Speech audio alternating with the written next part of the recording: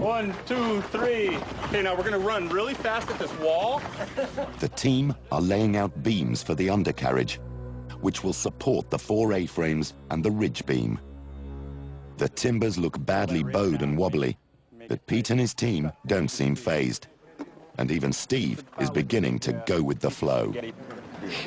Actually, it's a good thing, though, because the ground's uneven enough that the whole device needs to be able to flex as we move it forward over the relatively uneven ground. So I think it's actually to our advantage for the stuff to be pretty flexible. Kind of like a piece of spaghetti. See how wiggly it is. So when we get this thing cooking at about 50 miles an hour down the highway, it'll be able to handle the bumps with no problem. To Tom's dismay, the modifications to the forge have worked brilliantly. Just tell me when to stop moving it. This iron plate is designed to protect the end of the ramming beam. It will be riveted to the tongue of the ram head.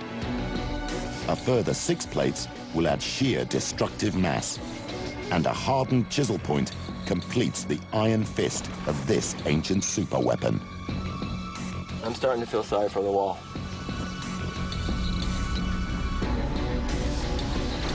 Ancient sources describe the tip of the ramming beam as looking like a ram's head. But every iron original has rusted away. Since the Romans were not able to cast iron into shapes, Tom thinks that they may just have added horns to a massive lump of metal, transforming a log into a terrifying psychological weapon. I think that it just makes it look nasty. Simple as that. Oh, there's a log. It's got a ram's head on it. Oh no, we're doomed.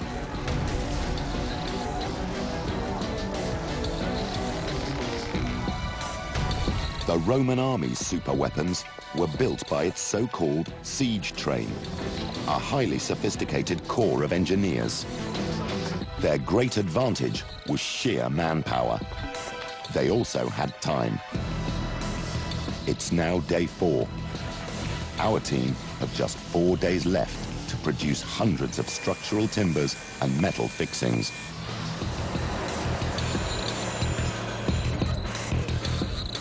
Oh, this is pretty exciting. We're doing our first connections. Yes.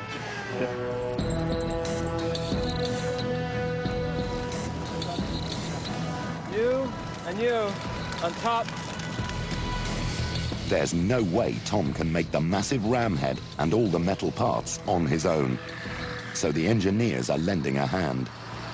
I'm the Roman Legion. I'm the Roman grunt, if you will, just churning out all the connection pieces from up here in our little Moroccan fabrication shop. I'm maybe, with my modern technology, the cutting torch, the grinding wheels, and my one Moroccan buddy, probably filling the role of a couple of hundred Legionnaires. And there you have one washer that would have taken 10 Romans half an hour.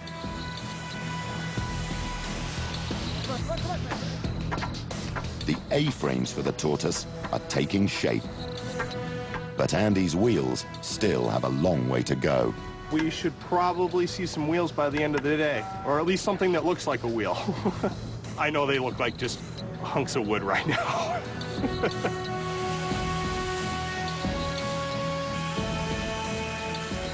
This has been by far the best and most productive day we've had so far. We have wheels going together right now. We have just a lot of good activity going on. We've had no real setbacks today at all. So we're not stopping. We're going to continue into the evening. We probably will be here until at least 8 or 9 o'clock tonight, so we don't lose this momentum that we've built up. Now if we flip it different, please. These red-hot prongs will be the horns of the ram. Back up. Off here. There we go. Right there. Hold on, Fred. Undo it. Just uncurl it. No, no. Looks like the forge of Vulcan. If you saw this thing rolling towards the wall of your city, you'd be terrified. It's terrifying me already. Is it spinning, Andy? A little bit. Looks great. Looks absolutely perfect. The Romans would be proud. Oh, that looks pretty good.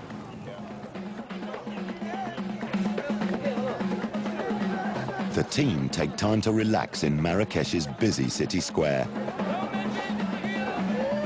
With plenty of food and drink on offer, everyone enjoys the much-needed break.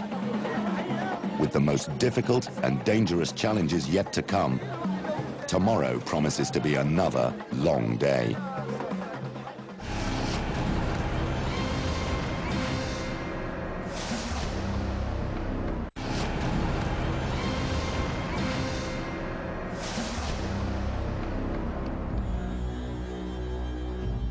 Defenders looking down from Masada to the Roman siege camp below would have watched with alarm as the distinctive A-frame rafters of the tortoise ram were raised. Okay. Going forward. All right. Now don't let go and Excellent. Absolutely awesome. We're well on our way to making this thing happen. And nothing symbolizes it more than the Army A up in the sky. But with only 3 days left, there's still a long way to go. By the end of today, the team will need to have raised all 4 of the A-frames and fitted the wheels to the tortoise frame. Only then will they be able to raise the ridge beam and attach the battering ram. No time to lose.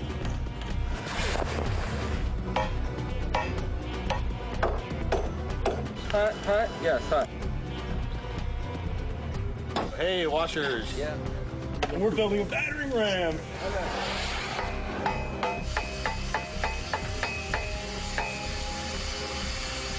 The team have found some piping at the local scrapyard, useful for the axles. Led is adapting some of his angle brackets to hold them in place. They'll fit into wooden blocks under the main chassis beams.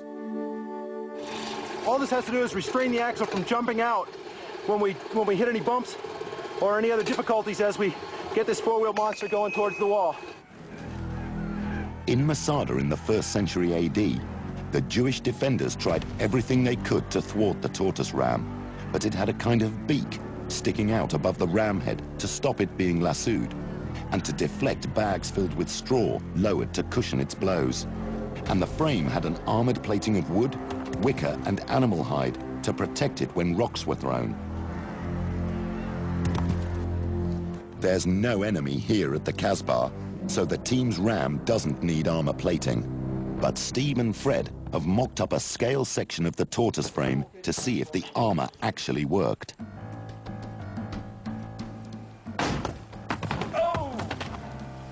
Hey, the padding worked pretty well. Notice you just skinned the surface. This one will take it out for sure. The hides take a beating, but the frame survives most rocks easily. If it survives this, it can survive anything. That's right. Okay, you ready to go? Throw it. Look out, you bloody Romans, here it comes. Hey, not bad. That held up well. Yeah. Woo. Andy has finished his first wheel. It rolls on the ground, but will it turn on its axle? We had to change a flat on this thing. The horns. Tom finally has his ram horns, if he can get them mounted correctly. Forward like that. No, backward. Thank you. This way. Good thing you're up here. Yeah, that way. That's better. That's more like it. The friction on this ram will be immense, and there are serious doubts about whether it will actually move. The closest thing to axle grease Jody's been able to find is soap from his hotel room. Is that just to reduce the rolling friction in there? Yeah. That's a great idea. Axle grease. Axle grease, huh? I'm washing up every night with axle grease. Hey, it's going to smell good at least. Yeah. Beautiful ram tortoise with a 5-star scent. Well, that soap's helping out already. All right. Tom still has a lot of work to do before his ram head is ready. We're just gonna poke holes in all the plates, stack them up, put a rivet through the whole stack.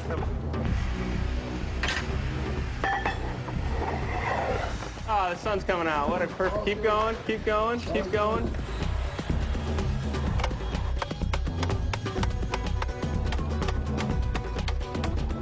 Just another day at the office.